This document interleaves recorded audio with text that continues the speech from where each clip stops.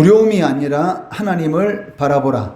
두려움이 아니라 하나님을 바라보라 라는 제목으로 말씀 전하겠습니다.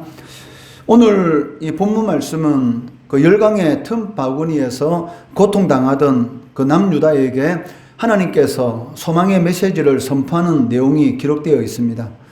열강의 이 침략으로 인해서 황폐해진 땅이 풍성하게 회복될 것이다 라는 것입니다.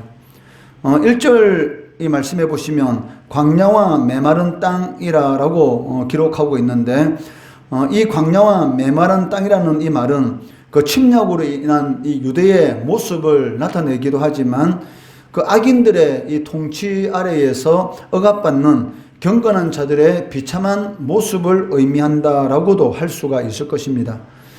유다 백성들은 이 아수르와 바벨론의 침략으로 말미암아 이 사막처럼 이 피폐하고 황폐해졌습니다.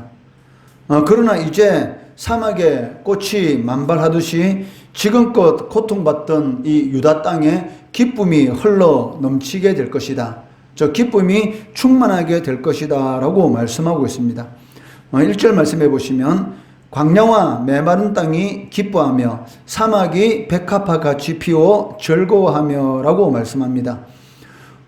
이처럼 유다가 회복될 수 있는 것은 유다 자신의 그 힘과 이 노력으로 회복된 것이 아니라 오직 그 하나님의 은혜입니다. 고통 가운데서 유다는 그 자신들이 왜 이 이방 나라인 아수르와 이 바벨론 나라에 의해서 이처럼 고통을 받게 되었는가?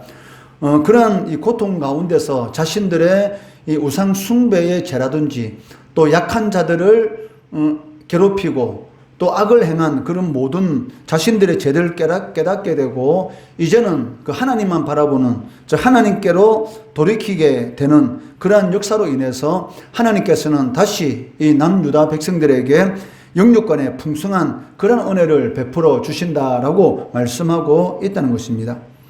그 3절 말씀해 보시면 약한 손과 떨리는 무릎이라고 기록되어 있는데, 이것은 이 고난과 이 핍박으로 인해서 육신뿐만이 아니고 그 영혼까지도 지치고 이 낙담한 그런 상태를 의미하고 있습니다.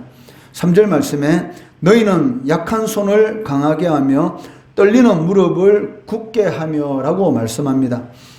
유다 백성들은 그 현실적인 이런 극심한 이런 고통 가운데서 삶의 의미, 자신들이 이러한 고통 가운데서 왜 살아야 하는지 그런 삶의 의미뿐만이 아니고 그 삶의 목적까지도 완전히 상실한 그런 상황 가운데 있었습니다.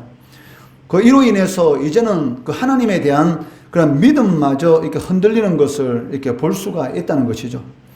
그러나 하나님은 그 이스라엘 백성들이 이 절망에서 무너지지 않도록 그 약한 손을 강하게 붙들어 주시고 떨리는 무릎을 굳세게 할 것이다 라고 말씀하고 있습니다.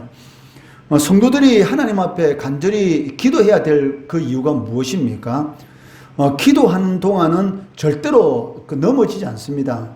왜냐하면 우리가 어떤 이 문제를 가지고 하나님 앞에 간절히 기도할 때에 그 기도 응답의 시간은 하나님께 달려 있습니다. 언제 하나님께서 그 기도에 대해서 응답하실 줄은 모르지만 기도하는 동안은 하나님께서 붙들어 주셔서 넘어지지 않도록 그 환난 가운데서 일어날 수 있도록 끝까지 하나님께서 붙들어 주신다는 것이죠. 그렇기 때문에 이 기도는 그 하나님의 붙들어 주심의 은혜를 누릴 수 있는 통로다라고 말을 할 수가 있습니다. 특히 약한 손과 이 떨리는 무릎, 낙심할 수밖에 없는 그런 상황 가운데서 이 기도라는 것은 우리의 이 약한 손을 강하게 하시고 이 떨리는 무릎, 이제 곧 쓰러질 것만 같은 그런 떨리는 무릎도 굳게 해주셔서 이렇게 넘어지지 않도록, 엎어지지 않도록 하나님께서 붙들어 주신다라고 말씀하고 있다는 것입니다. 이처럼 하나님의 백성들이 이 열강의 이 침략으로 인해서 낙담하고 절망케 되는 그 원인이 무엇입니까? 그것은 바로 이 두려움입니다. 그러니까 이 두려움 때문에 그 일이 일어나지 않았는데도 불구하고 눈에 보이는 그 두려움이 이 낙담하게 만들고 그리고 절망하게 만들고 하나님에 대한 이 신앙도 이게 사라지게 만드는 그런 원인이 된다는 것입니다. 이 4절 말씀해 보시면 겁내는 자들에게 이르기를 구세워라 두려워하지 말라 보라 너희 하나님이 오사 보복하시며 갚아주실 것이다. 하나님이 오사 너희를 구하시리라 라고 말씀하고 있습니다. 이처럼 그 하나님께서 이스라엘 백성들에게 이 두려워하지 말라라고 하시는 이유가 무엇이겠습니까? 그 두려워하는 그 순간 삶에 대해서 자신의 미래에 대해서 앞으로 내가 어떻게 살아갈 것인가 그러한 걱정은 사람이라면 누구든지 다 하고 있습니다. 사람이라면 자신의 미래에 대해서 내가 어떻게 살아갈 것인가라는 그러한 것에 대해서 걱정하지 않는 그러한 사람이 어디 있겠습니까? 그렇지만 문제는 무엇이냐면 일반적인 그러한 이런 염려, 걱정을 넘어서는 이런 두려움, 이런 두려움에 빠지게 되면은 그 순간 이 희망은 사라지게 되는 것이고 아무것도 할 수 없는 그러한 이 무능한 존재가 된다는 것이죠. 이 두려움이 점점 커져서 극도의 이런 두려움 가운데 빠지게 되었을 때에 선택하는 그 마지막 선택이 무엇입니까? 바로 자신의 이 목숨을 끊는 것이죠. 전에도 여러분들에게 말을 전했지만 그 하나님 앞에 나와서 우는 것 그리고 소리치는 것 그러니까 울고 소리칠 때는 희망이 있는 것입니다. 그렇지만 고통 가운데 있으면서 웃는다. 그것은 이미 자포자기한 상태고 이제는 단 하나밖에 없는데 그게 무엇입니까? 스스로 목숨을 끊는 그것밖에 남지 않았다는 것이죠. 그렇기 때문에 이 두려움이라는 것은 바로 그 하나님의 자녀들의 이런 희망이라든지 그런 것을 사라지게 만들고 아무것도 할 수 없는 그런 무능한 존재 또 하나님에 대한 이 신앙마저도 사라지게 만드는 것이기 때문에 하나님께서는 뭐라고 말씀하십니까? 겁내는 자들에게 이르기를. 이 말이 무슨 말입니까? 눈앞에 어떤 이런 두려운 그런 일이 생기면 당연히 이 겁을 내는 것이죠. 그는 하나님께서도 다 알고 있습니다. 그렇지만 겁내는 자들, 그래 겁을 낸다는 것은 내가 안다. 그렇지만 어떻게 하라? 두려워하지 마라. 왜? 두려움, 극도의 두려움으로 빠지게 되면 무능한 존재가 되는 것이고 하나님을 바라볼 수 없게 되기 때문입니다. 우리 속담에 어떤 속담이 있습니까? 호랑이한테 물려가도 정신만 차리면 산다. 이 말의 의미가 무엇입니까? 아무리 위급한 경우를 당한다 할지라도 정신만 똑똑히 차리면 위기를 벗어날 수 있다는 것이죠. 그러니까 호랑이한테 물려 있는데 그 극도의 두려움 가운데 어떻게 정신을 차리겠습니까? 그렇지만 극도의 두려움 가운데 있다 할지라도 정신만 차리면 그 호랑이 입에서 벗어날 수 있다는 것이죠. 마찬가지입니다. 하나님께서 환난과 고통, 그런 시련이 닥쳐온다 할지라도 두려워하지 말고 하나님을 바라보라는 것이죠. 그러면 그 두려움 가운데만 빠지지 않으면 반드시 벗어날 길이 있다는 것입니다. 그렇기 때문에 먼저 이 두려움을 몰아내어야 합니다. 그런데 이러한 그 두려움을 온전히 극복할 수 있는 길은 바로 하나님을 바라보는 것이죠. 베드로가 갈릴리 그 폭풍우 치는 그 물 위를 걸을 수 있었던 것은 예수님을 바라보았기 때문에 그것이 가능한 것처럼 우리의 삶 가운데 이 폭풍우와 같은 그런 환난과 그런 시련이 밀고 올 때에 누구를 바라봐야 하는 것입니까? 바로 하나님이죠. 그러니까 하나님을 믿음으로 바라보면 반드시 하나님께서는 그 폭풍우 치는 내 삶 가운데 이런 시련들을 잠잠케 하시고 구원해 주신다는 것입니다. 출애굽기 14장 13절 14절 말씀해 보시면 모세가 백성에게 이르되 너희는 두려워하지 말고 가만히 서서 여호와께서 오늘 너희를 위하여 행하시는 구원을 보라. 너희가 오늘 본 애굽 사람을 영원히 다시 보지 아니하리라. 여호와께서 너희를 위하여 싸우시리니 너희는 가만히 있을지니라 라고 말씀하고 있습니다. 앞에는 홍해 바다가 가로막고 있고 뒤에는 애국 군대들이 이스라엘 백성들을 죽이기 위해서 또 다시 노예로 잡아가기 위해서 지금 뒤에는 쫓아오고 있는 그 가운데 있습니다. 그러한 가운데서 당연히 두려워할 수밖에 없죠.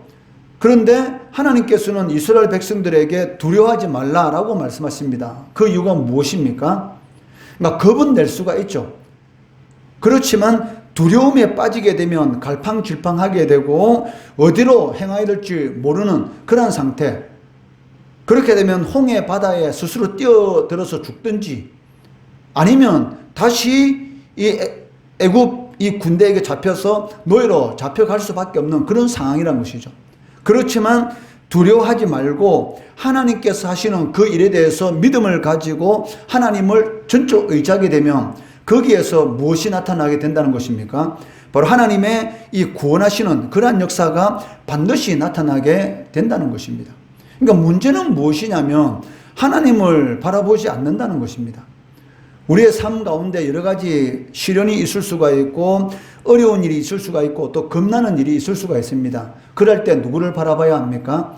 하나님을 바라봐야 하는 것이죠. 하나님 앞에 기도하고 이 환난 가운데서 건져주시기를, 그리고 붙들어 주시기를, 그리고 이 외롭고 이 낙심할 수밖에 없는 이 상황 가운데서 하나님 은혜 베풀어달라고 갈팡질팡하는 것이 아니라 잠잠히 그 자리에 서서 하나님 앞에 간절히 기도하면서 하나님께서 어떻게 이 일을 이루실 것인가 라는 그 믿음을 보이면 반드시 하나님께서는 구원하시는 역사를 일으킨다라고 말씀하고 있다는 것입니다.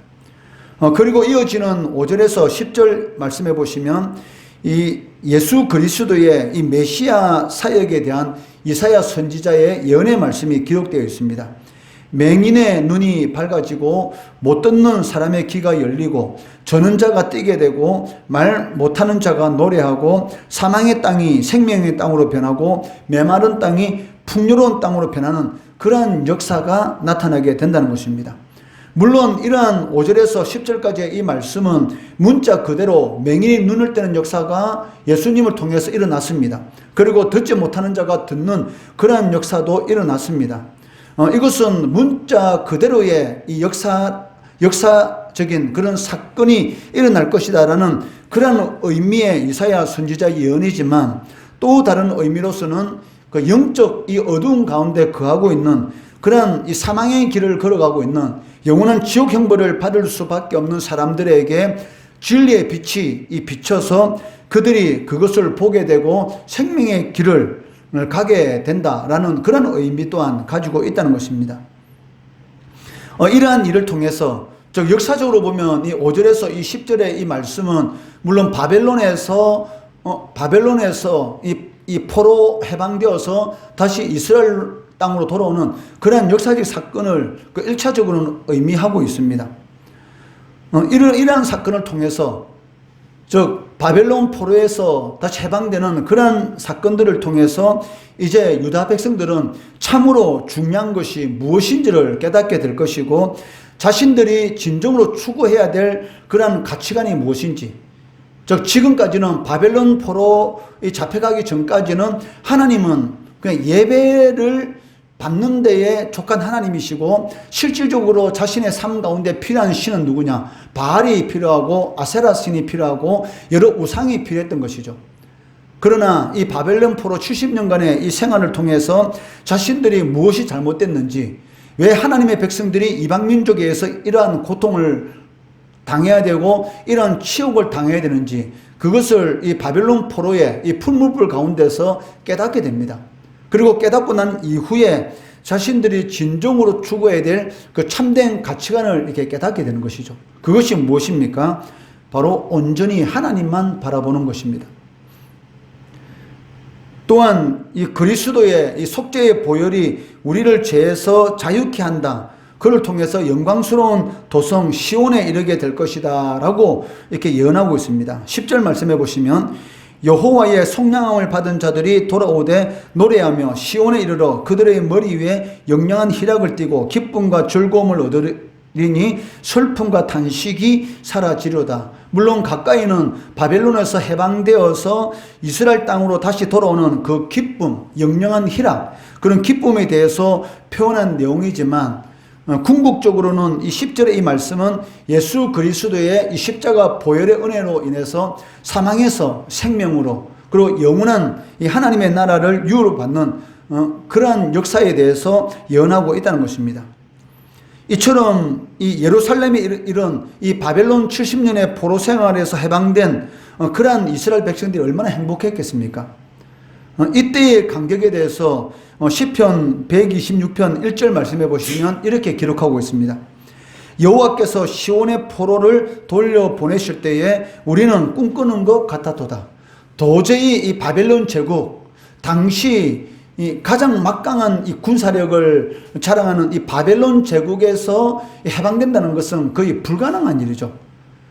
예레미야 선지자가 물론 70년 후에 다시 이 예루살렘으로 돌아오게 될 것이다 라고 예언했지만, 아무리 이 바벨론 그 땅에서 돌이켜 보더라도 그것은 거의 불가능한 일이다 라고 생각하고 있을 것입니다. 그렇지만 하나님께서 이 페르시아라는 이 제국을 일으키셔서 이 바벨론 제국을 멸망시키시고, 그리고 고레스 이 왕의 마음을 감동시켜 주셔서 그 포로된 이스라엘 백성들을 원하는 자는 누구든지 자신의 고국 땅으로 돌아갈 수 있도록 하나님께서 그 마음을 이 감동시킴으로 인해서 이스라엘 백성들이 다시 예루살렘으로 돌아오게 되는데, 그때 돌아올 때의 그 마음이 어떤 마음이었습니까? 꿈꾸는 것 같은 마음. 어떻게 이런 일이 일어날 수가 있지? 그러니까 꿈꾸는 것 같았도다라고 말을 하고 있다는 것이죠. 이러한 꿈꾸는 것 같은 그러한 역사가 오늘날 이 시대에도 일어나고 있다는 것이죠. 누구에게? 하나님을 진정으로 신실하게 의지하는, 하나님만을 바라보고 하나님의 말씀대로 하나님의 역사를 갈망하며 사모하며 하나님 은혜를 바라는 그러한 자들의 삶 가운데 지금도 꿈꾸는 것 같은 그러한 역사가 일어나고 있다는 것입니다. 궁극적으로 이사야의 오늘 이 메시아에 대한 이 예언은 예수 그리스도께서 재림하실 때의 새하늘과 새 땅, 그 새 예루살렘에서 완전히 성취되게 될 것입니다. 거기에는 눈물도 없고 아픔도 없고 영원한 그런 천국의 이런 복락의 삶을 살아가는 그때의 이 이사야 선지자의 예언은 완전히 성취가 된다는 것이죠. 그 하나님은 어떤 하나님이십니까? 오늘 이 본문 말씀해 보시면 하나님은 그 회복시키시는 하나님이시다라고 말씀하고 있습니다. 영육간에 낙심하고 실망할 수밖에 없는 그런 상황 가운데 있다 할지라도 회복시키시는 하나님, 그 하나님은 어떤 하나님이십니까? 황폐했던 우리의 삶도 풍요롭게 회복시키시는 하나님이시다라고 말씀하고 있다는 것입니다. 그렇기 때문에 이 환경과 상황에 의해서 그 두려움이 임하게 될 때에 그 두려운 그 일을 바라보는 것이 아니고 누구를 바라봐야 합니까? 두려움을 이기게 하시고 회복시키시는 그런 하나님을 바라볼 때에 우리의 삶 가운데서 어떤 역사가 나타난다라고 말씀하고 있습니까? 꿈꾸는 것 같은, 어떻게 내 인생에 이러한 일이 일어날 수가 있을까라는 그런 꿈꾸는 것 같은 그런 역사가 일어난다는 것이죠. 어려운 일을 당했을 때 그 일을 두려움으로 바라보는 것이 아니라 그 일을 해결하시는 그 하나님을 믿음의 눈으로 바라보시고 꿈꾸는 것 같은 그런 역사를 체험하시는 우리 성도 되시기를 주의 이름으로 축원합니다.